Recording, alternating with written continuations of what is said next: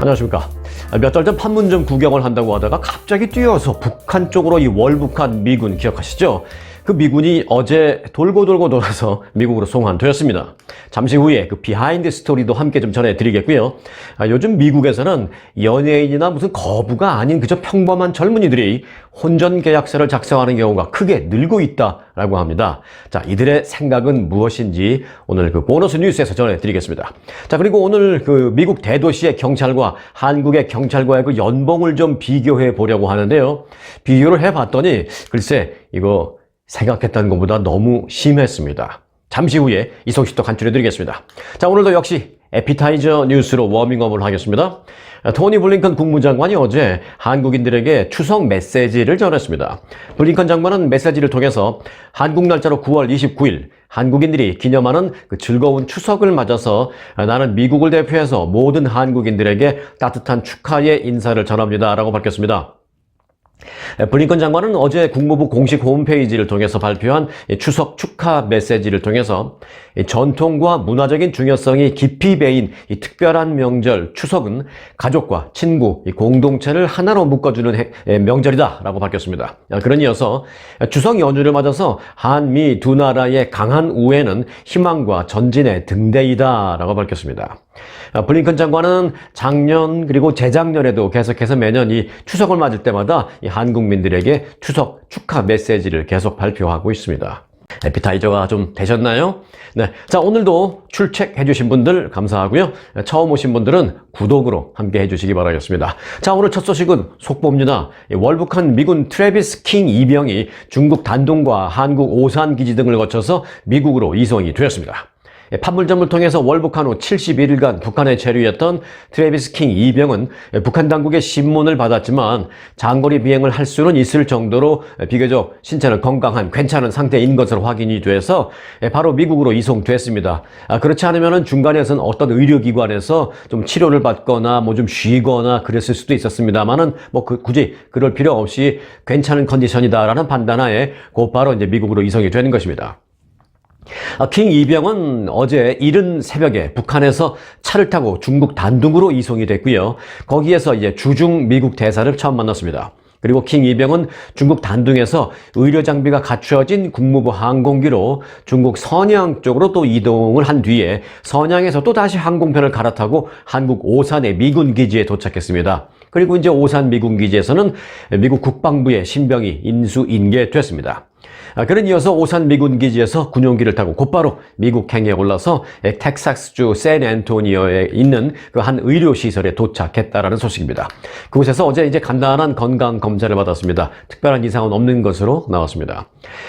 킹 2병 기억하시죠? 지난 7월에 미국에서 징계를 받기 위해서 한국의 주한미군으로 근무하다가 어떠한 사유론지 징계를 받기 위해서 미국으로 송환되려고 했었는데 인천공항에서 미국으로 송환되기 직전에 중간에 도망쳤어요. 그래서 이탈한 후에 갑자기 또 판문점에 나타나서 판문점 견학을 하는 그 일행 속에 섞여 있었고 견학 도중 판문점 공동경비구역 JSA를 통해서 돌연 뛰어서 막 북한 쪽으로 월북했습니다. 다들 기억하시죠? 그는 현역 군인 신분이기 때문에 미국에 이제 도착을 했는데 도착을 한 이후에 이제 시간을 갖고 절차를 갖고 기존의 그 징계 외에 월북에 따른 그 또 다른 차원의 징계도 받을 것으로 보이고 있습니다. 자, 그런데 이 북한 예상보다는 크게 미국을 힘들게 하지 않고 이 킹 2병을 풀어줬는데요. 여기에 이거 좀 비하인드 스토리가 있는데 좀 지금부터 알아보도록 하겠습니다. 북한이 월북한 주한미군 트래비스 킹 2병의 그 신병을 71일 만인 어제 미국 측에 인계한 것은 일단은 꽉 막힌 북미 관계에 긍정적인 요소가 될 수 있을 것으로 평가가 되고 있습니다. 하지만 큰 기대는 할 필요 없다라는 판단입니다. 북한이 그 킹 2병을 풀어주는 과정에서 마음만 먹으면 할 수 있었던 그 북미 당국 간의 뭐 공식적이고 직접적인 대화, 그런 게 이제 북한이 어떤 면에서는 좀 갑의 입장으로 주도적으로 그런 걸 할 수 있었는데 전혀 그런 걸 하지 않았습니다. 또 신병인계도 중국을 통한 추방 형식을 취했습니다. 미국을 불러놓고 미국에게 폼 잡으면서 뭐 우리가 큰 은혜를 베푸는 것처럼 그렇게 미국에게 인계한 것도 아니고, 니네 뭐 모르겠어, 미국이 데려가든 말든 알아서 해, 우리는 추방한다 하고 중국으로 추방했습니다. 그런 형식을 취했다라는 점을 감안할 때 이번 일이 북미 대화 재개로 연결될지 사실 뭐 크게 기대할 필요는 없겠다라는 그런 생각입니다. 이유는 뭐 여러 가지가 있겠습니다만 차츰 좀 풀어보겠습니다. 자, 어떤 형식이든 북미 대화를 만일 할 생각이 있었다면 킹 이병을 풀어주지 않으면서 무언가 이 회담을 할 때 좀 우위를 점하려고 했을 텐데 그냥 풀어줬다라는 그 자체가 북미 대화에 당장 생각이 없다라는 뜻으로도 그렇게 풀이되고 있습니다. 자, 그리고요, 이번에 킹 이병 문제와 관련해서도 미국과 북한은 사실 공식적으로는 단 한마디도 직접 대화를 나누지 않았습니다. 최소한 공식적으로는 그렇습니다. 그럼 대화 채널은 누구였느냐? 바로 스웨덴이었습니다. 북한은 이달 초 주 북한 스웨덴 대사관, 즉 스웨덴은 북한의 대사관을 놓고 있습니다. 주 북한 스웨덴 대사관을 통해서 킹 이병을 풀어주겠다라는 뜻을 공식적으로 먼저 밝혔습니다. 북한이. 북한 평양에 주재하고 있는 스웨덴 대사관에 북한이 연락을 해서 당신네들 미국하고 계속 우리하고 연락처 취하고 있고 중재하고 그러는 모양인데 미국에 전달하세요. 우리가 킹 이병 풀어주겠다고. 그러나 그 형식은 중국으로 추방하는 형식으로 할 테니까 뭐 데려가든 말든 알아서 하라고 하세요. 라는 식으로 연락을 했겠죠, 스웨덴에. 스웨덴은 북한과 외교관계를 맺고 있지 않은 이 미국을 대신해서 북한 내 미국인 억류 사건 등이 발생할 때마다 매번 영사 업무를 미국을 대신해서 대행을 해 왔었습니다. 이번에도 마찬가지고요. 일단 이달 초 이 스웨덴 측으로부터 북한 측의 이 킹 이병의 추방 의사를 전달받은 미국 정부는 스웨덴과 그 이후에는 정기적으로 접촉을 하면서 의견을 대리 조율해 왔습니다. 이와 관련해서 국무부 대변인은 어제 정례 브리핑에서 이렇게 말했습니다. 킹 이병이 월북했을 때 우리는 수차례 북한에 연락을 했지만 북한은 우리의 직접적인 접근을 거부하고, 즉 우리가 연락한 것을 단 한 차례도 공식적으로 단 한 번도 받지 않았고 응하지 않았고 그저 스웨덴과만 대화를 했다라면서, 그래서 우리는 북한과 직접 대화하지 않았다. 더 정확히 말하면 직접 대화할 수 없었다. 뭐 이런 뜻이죠. 하여간 그렇게 말을 했습니다. 북한이 이달 초 스웨덴 측의 추방 의사를 밝혔다라는 그런 점에서 북한은 킹 이병을 활용해서 미국으로부터 어떤 얻을 바를 얻는 이른바 그 인질 외교를 하겠다라는 뜻도 일찌감치 접었던 것으로 해석됩니다. 자발적으로 월북했다고는 합니다만은 미국 민간인이 아닌 군인이다라는 점에서 그의 신병과 관련된 문제가 발생할 경우에 미국의 반발과 그 대응에 따른 파장은 그 민간인의 경우와는 좀 차원이 다를 수도 있다라는 점에서 북한도 그런 걸 좀 의식했을 수 있어 보입니다. 또 다른 측면으로 해석할 수 있습니다. 아무리 그렇다 하더라도 북한이 이거 충분히 우리한테 유용하겠는데라는 생각이 들면 북한은 물불 안 가리는 게 북한 특징이니까 얼마든지 이용했을 텐데, 사실 따지고 보면 어떤 정보 취득 또는 반미 홍보용의 어떤 수단으로 활용할 수 있다라는 관측도 있었습니다만은 킹 이병이 사실 갖고 있는 어떤 정보의 수준도 그다지 쓸모 있는 것이 아니었을 거라고 생각합니다. 그랬을 터이니 괜히 오래 데리고 있어 봐야 득보다는 실이 더 클 수도 있다라는 것이 북한의 판단일 수도 있었다라는 것입니다. 결국 2개월여 만에 해결된 이번 사안은요, 일단 겉으로 봐서는 원만하게 해결됐다라는 소위 해피엔딩이라는 그렇게 판단이 될 수도 있음에도 불구하고 북미 관계의 분위기를 바꿀 만한 어떤 그런 전환점을 마련하기에는 그 킹 이병 자체의 값어치가 충분하지 못했다라는 평가가 지배적인 분석이라고 볼 수가 있겠습니다. 자, 2등병이라는 그 낮은 계급, 가장 낮은 계급이 2등병이잖아요. 2등병이라는 가장 낮은 계급이 킹 이병을 어찌 보면 살린 셈입니다. 만일 킹 이병이요, 이병이 아니라 소위 예를 들어서 소령이나 중령쯤 이 정도만 됐다 하더라도 과연 북한이 이렇게 쉽게 풀어졌을까요? 조금 위스키한 면을 택한다 하더라도, 약간의 위험을 감수한다 하더라도 충분히 활용할 걸 여러 가지 방면으로 생각을 해서 활용을 하거나, 아니면 활용을 안 하더라도 최소한 시간을 좀 오래 끌었을 것입니다. 하지만 이렇게 금방 풀어졌다라는 것을 보면 킹 이병은 이등병이라는 그 신분이 어쩌면 자신을 살렸다라고 볼 수도 있겠습니다. 아마도 그 장기적으로 어떤 형태로든 북한이 활용하기 위해서 만약에 높은 계급, 중령, 대령, 이런 정도의 높은 계급이었다면 어찌 보면 영영 돌아오지도 못했을 수도 있는데, 이등병이 그는 쉽게 돌아왔습니다. 영화 라이언 1병 구하기가 아니라 킹 2병 구하기는 그래서 그렇게 스웨덴 덕분에 일단 잘 마무리가 되었습니다. 자, 미국으로 돌아오겠습니다. 자, 미국으로 요즘 미입국하려는 그 남미 사람들 때문에 참 미국도 걱정이고 그 사람들도 걱정인데요. 그 미국으로 미입국하려는 그 남미 사람들의 방법이 요즘 점점 진화하고 있습니다. 설명을 드릴 텐데 아주 흥미롭습니다. 자, 여기에 더불어서 남미 사람들뿐만이 아니라 아프리카 사람들까지도 그들의 여정에 동행하고 있습니다. 일단 어떻게 진화하는가를 보면 그 남미 이민자들의 그 미국행 흐름이 유례없는 증가세를 보이고 있는 가운데, 항공편, 즉 비행기를 이용해서 육로로 갈 수 있는 그 과정의 한 절반 정도, 그 중간 지점까지 비행기로 들어와서 여정을 시작하는 그런 사례가 급증하고 있습니다. 너무 남미 아래쪽에 있는 그 나라에서부터 걷기 시작하면 미국까지 오는 데에 대한 성공 확률도 줄어들고, 또 더 중요한 건 중간에 위험한 지역이 너무 많으니까 어느 정도까지는 비행기를 타고 이동하는 것입니다. 전문가들은 이들이 남미보다는 중미에 도달하기 위해서 항공편을 택하고 있다라면서 이 중에는 그런데 쿠바와 또 아프리카 출신 이민자들까지도 포함되어 있다고 밝혔습니다. 지금까지는 남미 출신인들이 미국으로 미입국을 하는 걸로만 알고 있었는데요. 이제는 쿠바인들과 아프리카인들까지도 섞여 있다? 네, 이는 눈여겨봐야 할 추세다라는 생각입니다. 분석 자료에 따르면 올해 상반기 동안 콜롬비아를 거쳐서 파나마 국경인 다리엔 갭이라는 그 정글을 통과한 이들 가운데 아프리카 출신은 4,100명으로 지난해 같은 기간과 비교해서 65% 감소했습니다.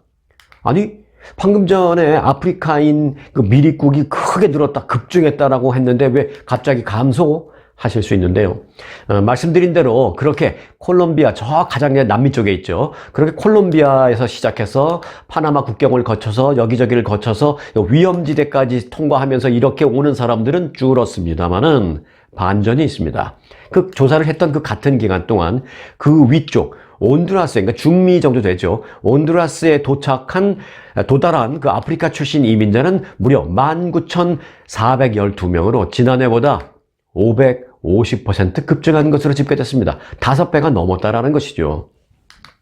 이는 뭘 말하느냐? 네, 비행기를 타고 온두라스로 온 것입니다. 다시 말해서 이 절반 정도의 과정을 비행기로 이동하는 사람들이 급증한 것입니다. 지금까지 전통적인 미국을 향한 미입국 이민자들의 행렬 과정은 이렇습니다. 이 남미 콜롬비아에서부터 시작해서 걷기 시작해 파나마 국경의 험난한 지역인 다리엔 갭 정글을 지나서 중미 파나마에 닿으면 코스타리카를 거쳐서 니카라과를 또 거쳐서, 그리고 나서 이제서야 온두라스에 도착합니다.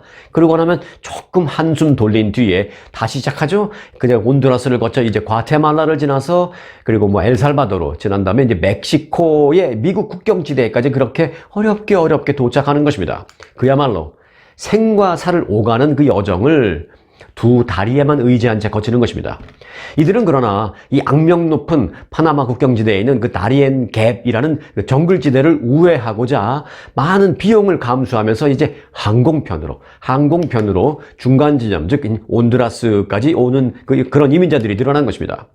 전문가들은 다리엔 정글을 걸어서 지나가는 과정에서 많은 부상자가 발생하는 게 사실이다라면서 이 때문에 이들은 어떻게든 비용을 마련해서 위험한 지역도 피하고 시간도 절약하고 또는 성공 확률도 높이기 위해서 최소한 온두라스까지는 비행기로 이동하는 그런 새로운 트렌드의 미입국자들이 생겼다라고 분석을 했습니다.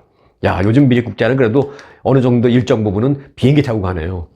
자, 미국에 살고 있는 그 우리들의 입장에서는 미국 내에서 이 발생하는 각종 무슨 사건, 사고나 이런 것을 보고, 또 길거리에 있는 많은 막 노숙자들의 문제, 이런 여러 가지 문제 등을 보면서 때로는 이게 도대체 나라냐?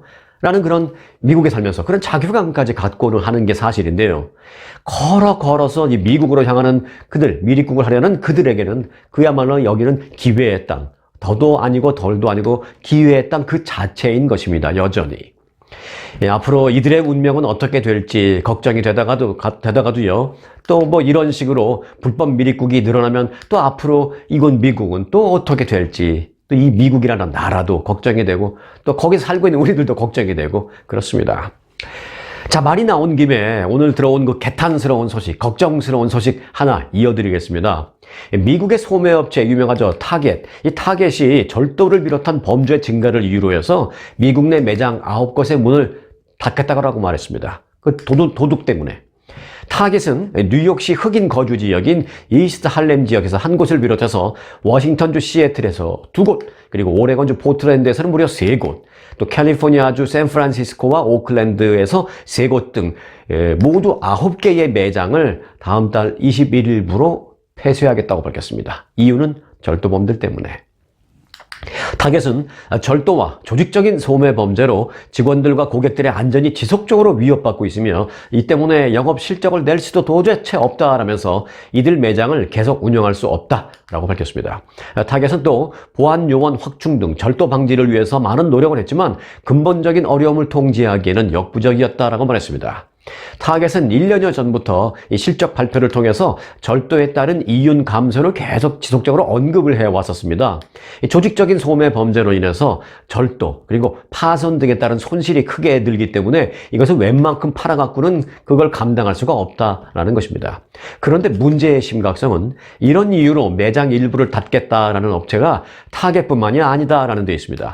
놀스트롬 같은 백화점 그리고 월마트 같은 초대형 업체들도 조직적인 소매 범죄에 따른 이윤 하락 등등을 언급하면서 매장 폐쇄를 계속 말하고 있습니다.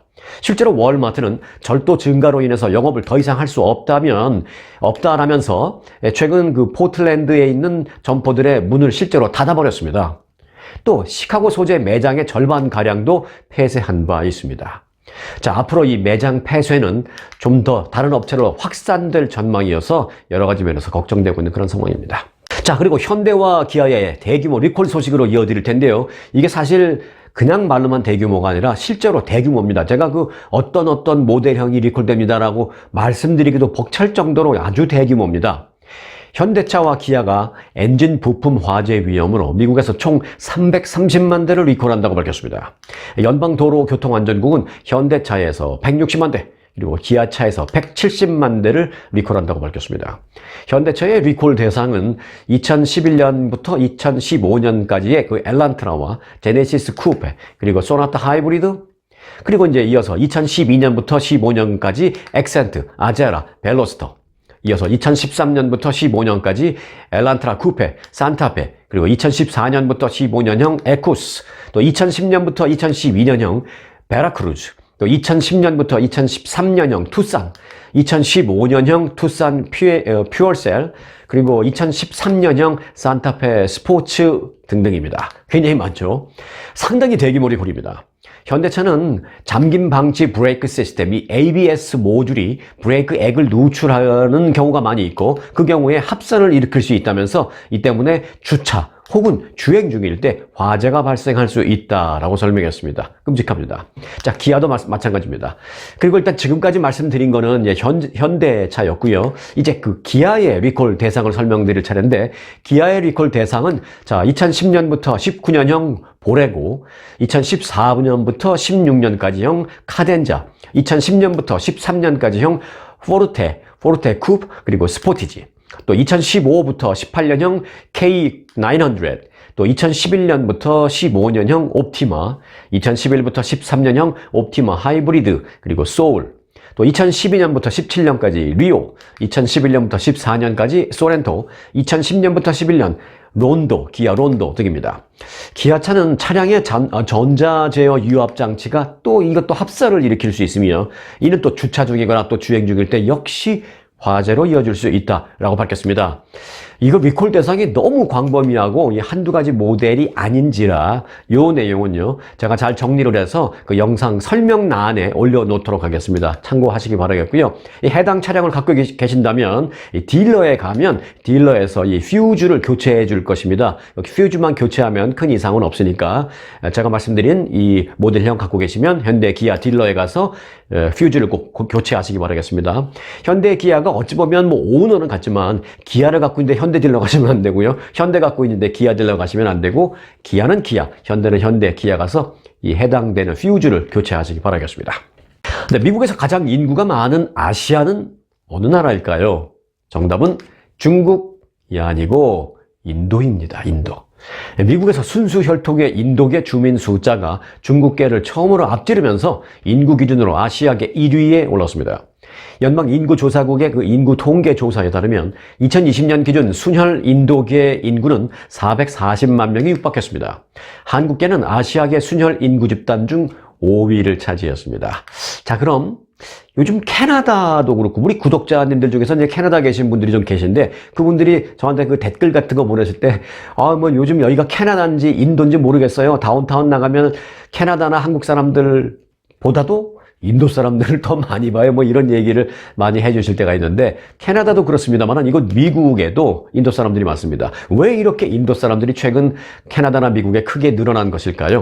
네, 그건 1990년대부터 시작한 그 IT 붐 때문입니다. 그 IT 붐으로 인도 출신 엔지니어와 컴퓨터 과학자들의 그 미국 이주가 크게 늘어나기 시작했고요. 현재도 고숙련 외국인을 대상으로 한 비자 있잖아요. H-1B 취업 비자. 이 H-1B 취업 비자 신청자의 75%를 인도인들이 차지할 정도로 인도계 이민자들이 늘고 있습니다.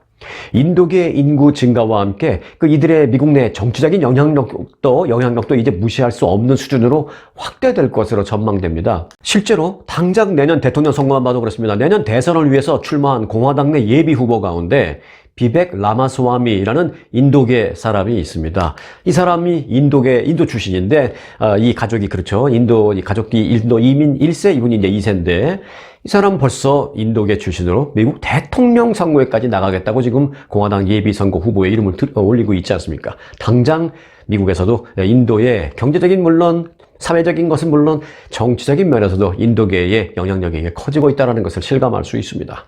한국 국적을 갖고 계신 분들에게 아주 유용한 정보 하나 간단하게 전해드리려고 합니다. 자, 영주권자나 주재원이시거나 또는 유학생이거나 또는 주변에 영주권자나 주재원이나 유학생을 가깝게 알고 계시는 분들은 꼭 참고해 주시기 바라겠습니다. 사실 그 한국 국적을 갖고 있음에도 불구하고 미국에 살면서 한국에 나가서 가끔 뭐 여행 중이든 뭐 일 보러 갔던 한국에서 뭘 하려고 하면 항상 기본적인 게 본인 인증입니다. 그런데 한국에서 그 본인 인증은 거의 이 셀폰으로 합니다. 이 셀폰 통신사 가입할 때 본인 정보로 다른 걸 할 때도 그 본인 인증을 다 이제 셀폰 통신사 가입할 때 했던 그걸로 다 하게 되는 거거든요. 그런데 이제 미국에 살다 보면 셀폰이 있어도 뭐 우리는 뭐예요? 버라이전, 뭐 티모빌 이런 거에 가입돼 있잖아요. 그래서 그렇게 미국 통신사에 가입돼 있지 한국 통신사를 쓸 일이 없으니까 한국 나갔을 때 뭘 하려다가 보면 본인 인증이 안 돼서 어려움을 많이 겪곤 합니다. 심지어는 이건 뭐 제 경험담입니다. 카톡 택시, 한국에서는 다 택시를 카카오톡으로 부르는데요. 카톡 택시를 부르려고 하는데도 한국 전화번호가 없으니까, 한국 전화기가 없으면 인증을 못해서 부르지도 못합니다. 그런데 이제 이번에 그런 불편이 개선됩니다. 한국 통신사의 셀폰 서비스를 이용해야 가능했던 그 본인 인증 불편이 개선된다고 합니다. 한국의 행정안전부와 재외동포청은 해외 거주 재외 국민이 여권을 이용해서 쉽게 본인 인증을 할 수 있도록 제도 개선에 나서겠다고 밝혔습니다. 한국 재외동포청은 재외 국민이 한국 통신사에 가입이 안 돼 있어도 여권 등을 활용해서 본인 인증을 할 수 있는 서비스를 내년 하반기부터 제공할 계획이라고 밝혔습니다. 즉, 즉시 시행은 아니지만 내년 하반기부터다라고 말했습니다. 이 부분이 좀 아쉽긴 합니다. 자, 앞서 말씀드린 대로 그동안 이 재외국민은 한국 통신사 서비스를 이용하지 않아서 각종 온라인 서비스 이용할 때도 본인 인증을 할 수 없는 어려움이 있었습니다. 그리고 현재 한국 웹사이트 상당수는 이용자 본인 인증 방법으로 이 통신사 셀폰 번호를 활용하고 있습니다. 그래서 미국 등 해외에 거주하는 재외 국민은 한국 웹사이트에 접속할 때 셀폰 본인 인증을 요구하게 되면 이 서비스 이용 자체를 못하는 경우가 많이 있었습니다. 많이 있습니다. 지금 현재도. 일부 재외 국민은 그래서 이제 한국을 방문할 때 SK나 KT 등 한국 통신사의 그 제일 싼 프로그램으로 가입을 해 놓고 올 정도입니다. 한 달에 뭐 30불, 뭐 2, 3만 원 내는 한이 있더라도. 자주 나가시는 분은 그렇게 하시는 분도 있습니다. 재외동포청은 이제 그러나 내년 하반기에 여권을 이용한 본인 인증을 준비하고 있다라고 밝혔습니다. 참, 그런데요. 당장 다음 달부터 시행되는 서비스도 있습니다. 이거는 어찌 보면 반대적인 개념인데 LA나 뉴욕 등 이곳 미국에 있는 한국의 어떤 그 외교관, 영사관 같은, 이제 대사관은 나라의 일을 대신해 주는 거고요. 영사관의 일은 그 나라의 국민들, 거기에 나가 있는 국민들의 일을 봐주는 것이니까 이제 우리가 민원 업무 보는 것은 이제 영사관이죠. 자, LA나 뉴욕 등 이 대도시에 있는 그 영사관, 한국 영사관에 가서 가족관계 증명서를 발급받으려 하거나 또는 국적 관련 신고를 할 경우에 이런 경우에는 미국에서 사용하는 그 셀폰 번호로 처리되는 그 진행 상황을 통지해 준다라고 밝혔습니다. 뭐 이건 뭐 본인 인증 이런 얘기는 아니고요. 뭐 LA 영사관, 뭐 뉴욕 영사관, 뭐 샌프란시스코 영사관 이런 데 가서 이제 민원 업무를 보게 되면 네, 한 일주일 걸립니다. 연락 드릴게요. 해놓고 미국 전화번호를 놓고 오면 미국 전화번호로 뭐 텍스트가 됐든 뭐가 됐든 수시로 진행 상황을 그 미국 번호로 주겠다랍니다. 요거는 이제 다음 달부터 시행된다고 합니다. 자, 애틀랜타의 경찰서 한 곳이요. 미국 최고 수준의 고액 연봉을 내세우면서 경찰관 채용에 나서서 화제가 되고 있습니다. 조지아주 샌디 스프링스라는 시에 있는 경찰인데요. 최근 채용 공고를 통해서 이렇게 밝혔습니다. 초봉은 경력과 학력에 따라서, 여기서 말하는 경력이라는 것은 예를 들어서 군 경력도 쳐줍니다. 자, 초봉은 경력과 학력에 따라서 최소 6만 72달러에서 최고 7만 7,247달러부터 시작한다라고 밝혔습니다. 와, 지금부터 이제 제가 말씀드리는 연봉을요, 원화로도 한번 환원해서 들어보시기 바랍니다. 제가 뭐 중간중간 말씀드리겠지만, 왜냐하면 한국과 미국 간의 그 경찰의 연봉을 좀 비교해 보기 위함입니다. 자, 이 경찰서의 초봉은요, 6만 72달러에서 최고 7만 7,247달러라고 제가 말씀드렸죠? 자, 이는 원화로 보면 8,040만 원에서 최고 1억 340만 원입니다. 1억 340만 원 초봉이. 조지아주 샌디 스프링스 경찰은 또한 30마일 이내의 거리는 경찰차를 타고 그냥 출퇴근할 수 있게 해주겠다라고 밝히고, 플러스 대학 학자금도 지원해주겠다라고 밝혔습니다. 이 밖에 또 은퇴를 하게 되면 은퇴 플랜, 또 건강보험, 치과보험, 안과보험, 생명보험, 장애보험 등등도 모두 지원해주겠다라고 밝히면서 채용과 동시에 근무 부서에 따라서 즉시 최고 $10,000까지의 일시불로 채용 보너스도 주겠다라고 밝혔습니다. 와, 이런 곳이 있습니다. 조지아주. 그런데 지금 미국 내 최고 연봉을 제가 말씀드린다고 하니까 다른 데는 뭐 이거하고 큰 차이가 나는 것 같이 생각합니다만은 LA나 뉴욕 등지 웬만한 대도시는요, 사실 이것과 큰 차이가 없습니다. 비슷비슷합니다. 자, 그럼 한국 경찰의 연봉을 좀 볼까요? 한국 경찰의 연봉 체계는 이에 비해서 5분의 1 수준에 불과합니다. 한국경찰청 자료에 따르면 2023년 가장 낮은 직급인 순경의 초봉은 월 177만 원으로 연봉으로 따지면 2,100만 원 수준입니다. 자, 이걸 다시 반대로 달러로 환원해 볼까요? 달러로는 15,500불 정도입니다. 자, 앞서 조지아주의 그 경찰서의 초봉은 얼마라 그랬죠? 6만에서 최고 7만 7천 불이라고 했죠? 자, 그러니까 이 한국의 순경 초봉과 그 조지아주 그 경찰서, 미국 경찰의 순경 초봉 많게는 5배 차이가 납니다. 5배 차이. 한국이 5분의 1밖에 안 되는 수준입니다. 한국에서 순경은요, 그리고 이제 31년 근속을 해도 월급이 354만 원, 연봉 4,250만 원입니다. 순경으로 31년 근무했는데도 미국 경찰 초봉의 반도 안 되는 겁니다. 자, 다른 곳 볼까요? 뭐 뉴욕으로 가볼까요? 뉴욕시 경찰의 초봉은 58,580달러. 5년 근속할 경우에 이게 12만 1,589달러로 뜁니다. 한국은 경찰청장 직급인 치안정감의 최고 임금도 월 732만 원, 연봉 8,787만 원입니다. 5년 근속한 뉴욕 경찰보다도 한국의 치안정감 연봉이 훨씬 못한 셈입니다. 한국이 적은 건가요? 미국이 많은 건가요? 여하튼 팩트는 그렇습니다. 자, 참고해 주시기 바라겠고요. 이 부분은 나중에 조금 더 심도 있게 제가 좀 알아보고 보도를 해드릴 생각도 있다는 말씀 드리겠습니다. 자, 이어서 보너스 뉴스 전해드리겠습니다. 오늘 보너스 뉴스의 제목은 제가 이렇게 지어봤습니다. 혼전계약서 작성하시겠습니까? 라고 지어봤습니다. 자, 미국 성인의 절반가량이요, 혼전계약서를 작성할 의향이 있다라는 답변을 했습니다. 이제는 혼전계약서라는 것이 더는 무슨 어떤 유명 연예인이나 아니면 돈 많은 부유층의 어떤 전유물이 아닌 것으로 나타나는 셈입니다. 젊은 층일수록 이 혼전계약서를 쉽게 받아들여서 실제 무슨 약혼이나 결혼을 한 그런 경험이 있는 그 MZ세대의 경우는 더더욱이 그렇습니다. 자, MZ세대 1981년부터 2012년 그 사이에 태어난 사람들입니다. 그러니까 밀레니얼 세대와 뭐 Z세대, Z세대를 다 합친 거죠. MZ세대의 40% 이상이 혼전계약서를 작성한 것으로 조사되었습니다. 약혼이나 결혼한 그 MZ세대의 경우에는 40%가 이걸 작성하고 결혼했다는 것이죠. 여론조사 업체 해리스 폴이 그 9월에 실시한 그 설문조사를 보니까요, 전체 응답자의 50%가 혼전계약서 사용을 지지합니다 라고 답변했습니다. 그리고 또 다른 조사에서는 응답자의 66%가 혼전계약서에 나도 서명할 의향이 있다 라고 답변을 했습니다. 이 조사하는 기관에 따라 조금 차이는 있지만 적게는 50%, 많게는 66%의 MZ세대 젊은이들이 혼전계약서에 찬성하는 것입니다. 특히 젊은 층일수록 혼전계약서 사용에 더 거부감이 없는 것으로 나타났습니다. 이 혼전계약서 작성이 증가하는 이유로는요, 전체 결혼의 40%가 결국 이혼으로 끝난다는 현재의 그 팩트, 현재의 이런 상황에서 자신을 보호하기 위한 의도인 것으로 분석되고 있습니다. 실제로 이 혼전계약서를 작성한 올해 34살의 한 MZ세대 여성은요, 내가 3살 때 부모님들이 이혼했는데 돈은 그분들에게 정말 다툼의 가장 큰 여지가 많은 주제였습니다 라고 말했습니다. 그러면서 나와 내 파트너는, 이제 결혼한 그 상대 배우자는 돈에 대해서 열린 대화를 나누는 것이 중요하게 생각했다라고 말했습니다.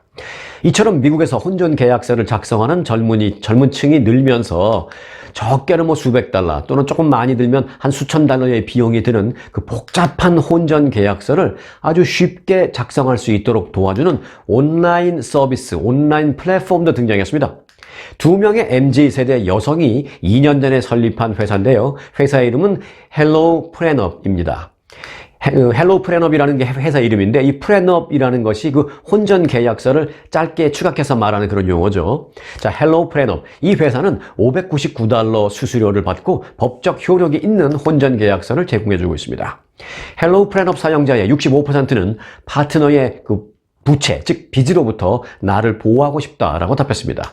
또 87%는 부부 재산 중 어느 것이 개인 재산인지를 명확하게 확실하게 하기 위해서 혼전계약서를 작성하는 것은 중요하다고 생각한다. 그래서 나는 작성했다라고 답변을 했습니다. 옛날에 그 한국에 살 때요, 미국 드라마나 미국 영화를 보면 그 미국 사람들이 지나치게 내 것, 네 것 따지는 그런 개인주의적인 성향이라든지 뭐 이런 거를 봤을 때, 아, 이 사람들 너무 개인주의적인 거 아니야? 너무 따지면서 사는 거 아니야? 라는 그런 생각도 한 적이 있었는데요. 그런데 또 막상 또 미국에 와서 살다 보니까 때로는 그런 방식이 추후 필요 없는 분쟁을 방지하는 그런 것도 역할을 할 수도 있구나라는 그런 이해를 어느 정도 하게 되었습니다. 뭐 좋다, 싫다, 호불호를 떠나서 뭐 그렇다라는 것입니다.